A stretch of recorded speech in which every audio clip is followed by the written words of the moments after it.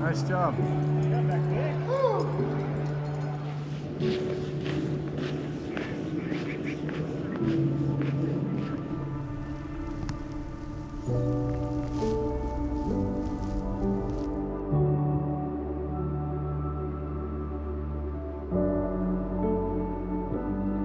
Some of the difficulties that we have in our lives are of our own doing. Some call that self-manufactured misery. Well, welcome to my channel. This is Mark Neese. I'm a psychotherapist who loves hiking and backpacking, and I'm out in the Garden of the Gods doing a part of their trail network this morning. It was cold this morning. It was like 9 degrees when I got out here. It's warmed up quite a bit with the sun. What does that mean, self-manufactured misery? Well, I think some of that is based on a little saying that I picked up years ago in the mindfulness movement that goes like this: what you practice grows stronger. And it, in some ways, explains why we have some of the difficulties in our lives, why we have difficulties with maybe depression or anxiety or cynicism or difficulty in relationships. I think oftentimes it can be explained by that saying, what you practice grows stronger. Now, there's a lot of positive aspects of that saying as well. We're not going to talk about those today, more just the difficulties and how they are the result of that saying, what you practice grows stronger. And so we're going to look at what does it mean and what's the neuroscience and psychology that backs it up.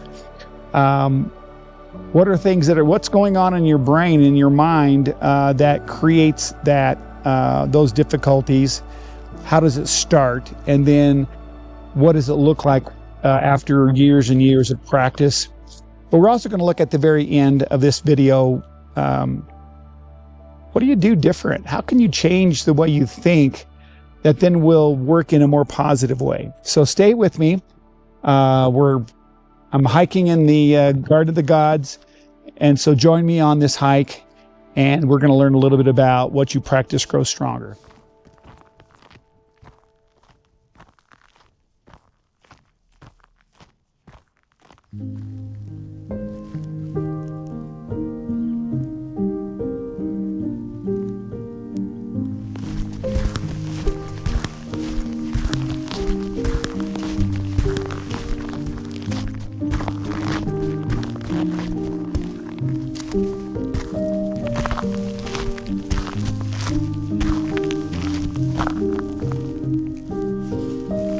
Well, what is neuroplasticity, and what does it have to do with the notion what we practice grows stronger? Well, neuroplasticity is your brain's ability to change, adapt, to reorganize, and to form new neural connections. It's kind of a way of growing your brain. Your brain rewires in such a way that then it allows you to learn new skills. Well, what kind of skills does neuroplasticity help you gain? The thing about the brain is it doesn't know the difference between good skills and bad skills, so it's going to help you build any skill that you practice. Whatever you practice is going to grow stronger. And in the context of this video, we're talking about negative skills or negative thinking skills, and it's what I'm going to call cognitive distortions, or your inner demons, maybe later on in the video. Neuroplasticity is super potent, changing the way we think, changing the way our brain grows. And the example that I use is I've been a podcaster now for 6 months. When I first got into podcasting or into YouTubing, I didn't know anything about YouTube. I didn't know how to even open up an account. I had to have somebody help me do that. I didn't know how to use equipment, how to set my camera on the proper settings, audio settings. I didn't know how to edit. I didn't know how to upload videos. I didn't know how to do a thumbnail. Over the last 6 months, I've learned how to do every one of those things. And my brain has created a lot more neuronal connections, and I've learned those skills.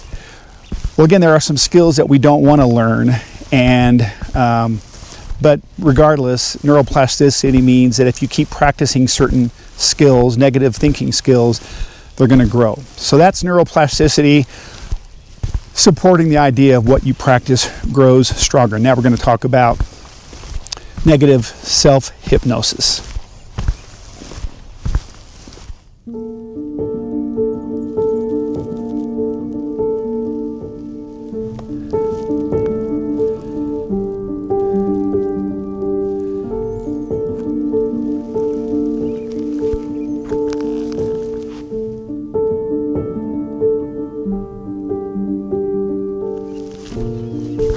What is negative self-hypnosis, and how does it contribute to the idea of that what we practice grows stronger? Negative self-hypnosis is when we perseverate over the past, a lot of negative thoughts about the past, negative self-talk about the present, and negative projecting into the future. And what this does is it contributes to our expectations about life and causes us to expect the worst. We're training ourselves to expect the worst. Self-hypnosis is very, very potent. And it does contribute a lot to our depression, anxiety, negativity, cynicism, negative relationships, or relationships that turn negative. Self-hypnosis is potent because what we practice in the way we think and perseverate grows stronger. I tell the very simple illustration of how it works in a positive way as well. And I'm a Jeep guy. I love Jeeps, and I hang on to them forever. I had a Jeep many years ago that was really on its last leg, and I was probably going to either give it away or sell it. And what ended up happening is in July, the air conditioning went out. Now in Kentucky, we can go through some pretty hot spells, and we went through 45 days of 90+ degree weather. I hated it. And so what I decided to do was to wake up every morning and to tell myself, I love this weather. I love the heat. I wish it would get hotter. I mean, I just poured it on, and I did that every day, not just once, but I did it throughout the day, several days. I perseverated over that. And guess what? I started feeling better about the hot weather. I, in some sense, kind of tricked my mind into believing that I love hot weather. And so it worked. What I practiced grew stronger. Very potent, very important. We're practicing self-hypnosis every single day. It's a process that we do unconsciously. We hear ourselves say things and think things over and over, and eventually they become a part of our thinking. So, what you practice grows stronger. All right, this next segment, I'm going to talk about inner demons and cognitive distortions.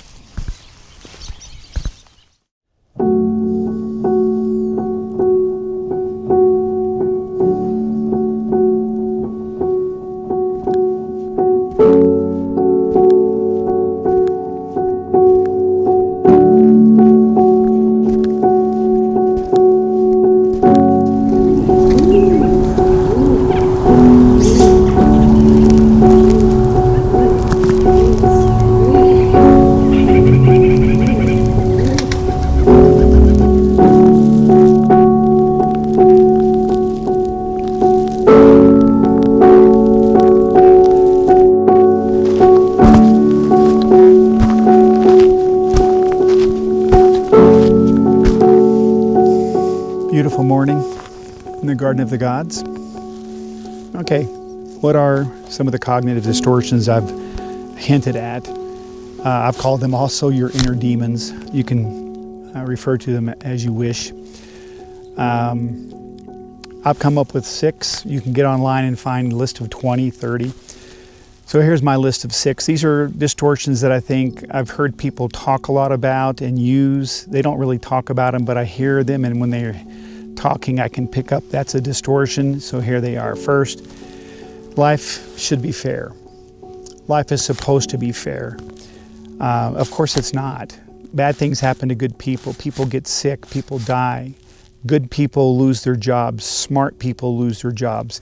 Good people get out of college and don't get a job right away. There's just all kinds of things about life that aren't fair. And if you go through life thinking that life should be fair, you're going to be really, really frustrated. But back in your unconscious, you think, well, it's supposed to be fair. That's a cognitive distortion. And the more you practice it, the stronger it's going to get. The second one is what people say and think should matter to you, especially what people think about you. That should matter to you. It shouldn't. Living those shoulds are part of what cognitive distortions are all about. But it doesn't matter what people think about you. You get up in the morning and you get ready for work, you get ready to go out, and you're constantly worried and obsessed about what people think about you because you think it matters. That's the part that is the cognitive distortion. What they think about you matters. What they think about how you look, whether you're heavy or not, or about your hair or not, or whether you're aging or not. None of that stuff should matter to you because what people think doesn't matter. What should matter is how you feel about yourself, being yourself, and saying what you think. That's what matters. Thinking about what people, thinking that you should be thinking about what people think is a cognitive distortion. The last one is magical thinking. I think people have this sense that life just happens by magic. There's not a lot of effort that goes into life per se, and that there's just something magical. People have gotten successful in life, and somehow or another it was by magic, without realizing all the effort that got put into getting them where they are. There's a little story that I tell about my sons when they were younger, and we were down in their little playroom, dishes all over the place, and I'd say to one of them, hey, can you pick up those dishes and take them upstairs and put them in the kitchen? And of course, the first thing out of their mouth was, I didn't put them there. And I respond by saying, I didn't either, and they're not going to get up into the sink by magic. Somebody has to pick them up and get them in the sink. And really, that's kind of a metaphor for life. You've got to pick up the dishes and get them in the sink, and that takes effort. So magical thinking, that's another cognitive distortion, that life just simply magically happens for some people. It doesn't. All right, I'll go to the next 3 here in just a bit.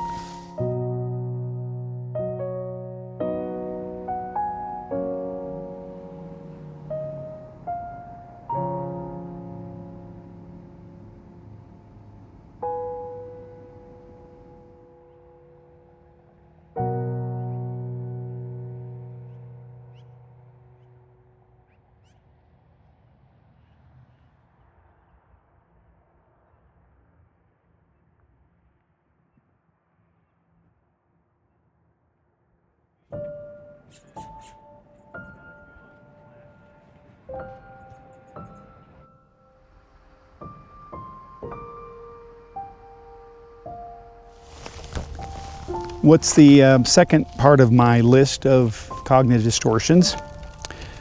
The first one is a little bit related to the last one, and it is the distortion that thinks and believes that life is like falling off a log. It seems kind of odd to say that, doesn't it? But I think that there are people who think it just almost happens by accident, that you have to just be in the right place at the right time. I don't believe that whatsoever. I think if you work hard and you put forth effort and you get training, you get educated, you make good financial decisions and good educational systems decisions and good relational decisions, life tends to work out. You got to keep in mind that number one that I said, life isn't always fair. But generally speaking, all things being equal, life doesn't happen by accident. It happens by effort. The next one has to do with money. And that is the cognitive distortion that you can only be happy with money and with a lot of money. There's a lot of that going on in the YouTube world about being monetized and the money that people make. You get it all the time, especially when you're new into YouTube, and that these people are happy and they're living in nice apartments or nice homes. There's so many studies that show that you need a certain level of income to be happy. Beyond that, it doesn't matter. And so money doesn't bring you happiness. You're not going to be happier necessarily if you make more money. I think there's a cognitive distortion that we need to excise from our lives about that. The last distortion is that it's difficult to make a difference in the world. That you can't make a difference in the world. Put it more personally, I can't make a difference in the world. That's a cognitive distortion that keeps you from being a strong, purposeful person. That you can make a difference in the world. I do these videos not because I want to be a big influencer and influence the world and change the world. God knows I'm not going to do that. But I go into these videos and to my blog, and I do it hoping that one person will be affected by it. And that's it. I don't have any grandiosity about me changing the world. The world is a pretty big place, and there's a lot of things that are just completely out of my control. But what I can do is I can say and write what I want, and hopefully that will make an impact in people's lives. All right, there's the cognitive distortions. Those are the demons that need to be excised. These things will grow. If you practice them, they will grow. There's a lot of other all or nothing, catastrophizing, overgeneralizing. There's just a lot of different kinds of cognitive distortions. These are demons that are in our mind and our psyche, sometimes in our unconscious. And as we practice them, practice thinking about them, that negative thinking, those skills will grow and they will wreak havoc on our well-being and our happiness. So what do we do about them? That's what we're going to talk about next.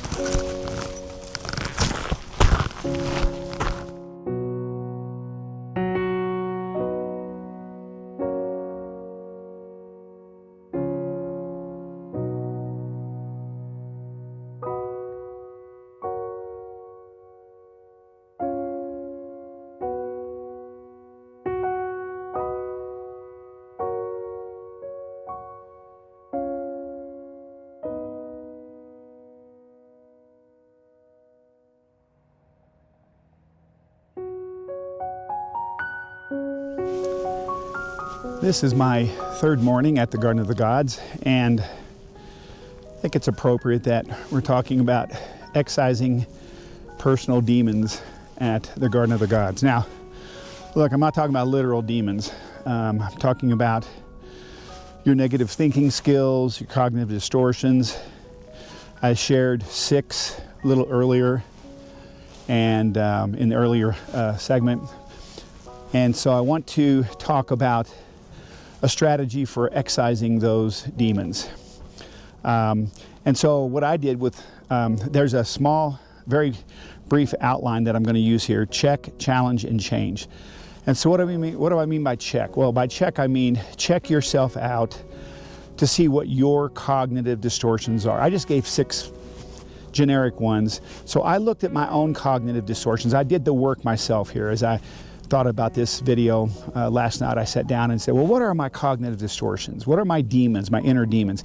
And most of mine focus around the one that I shared earlier, that what people think should matter and should matter to me. What people think about me should matter to me. And that's a cognitive distortion. So I broke that down into some more specifics, because for me, aging is a big issue. It's a big deal, and that's where my cognitive distortions typically, my demons typically are about aging. And so how do you find out what your cognitive distortions are? You look at where your distress is. Where is your distress in life? And I'm not talking about things like grief or anger regarding something that somebody has done or said to you. Those could still be a cognitive distortion. But we're talking about things that are based on your negative thinking skills. What you've practiced has grown stronger. And so that's what I did. Where's my distress? Where's my discomfort? And so I jotted down a few of what mine are. And they all, again, relate to aging. If I don't exercise every day, I'm going to die young. I guess that's a little bit too late now because I'm almost 70. If you lose your usefulness, when you get older. Don't most older people kind of think that that might be the case, or they think that that's what happens when you get older? A cognitive distortion. Looking older is a bad thing. People look down on older adults. Older people aren't as intelligent as younger people. These are just some of the things that I kind of thought about. Well, what do I believe about, what are some of my thoughts about aging? So I checked myself out. These are the things I found. The next step is to challenge. And you challenge yourself by asking maybe some questions or maybe making some statements, and here are some suggestions for you. When I look at my cognitive distortions, first, maybe they're true, but should they matter? Should it matter that people think that as you get older, you're less useful? It shouldn't matter. Now, it should matter if that's what I think about myself as I get older, and that's really kind of the crux of the matter, and we're going to talk about that when it comes to change. So you're challenging, maybe it's true, but should it matter? The second thing you should ask, or you should make a statement about or ask, is maybe it's partly true, but should it still matter? So should it matter that if I don't exercise every day, I'm going to die younger, I guess is maybe the way. Is that part true? Well, maybe it's part true, but it isn't 100% true. I may not die younger, but I may not have a quality of life. So it is partly true that if I don't exercise, I'm not going to have a healthy life in my last 10 years. And I'll share a little bit about that later, how I'm going to reframe that. But then maybe it's just not true. Maybe older people don't lose their usefulness or youthfulness either.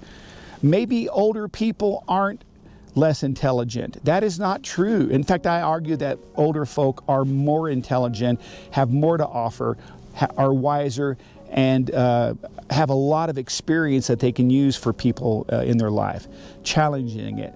The question is, should it matter what people think? Should it matter what people think?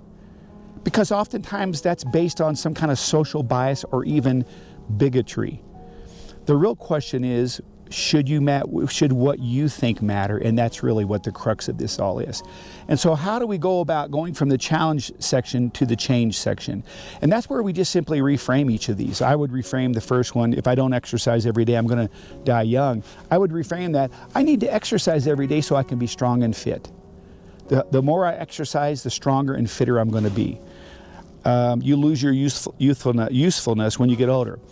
I can be as useful as I possibly want to be in my life, in people's lives. I don't lose my usefulness.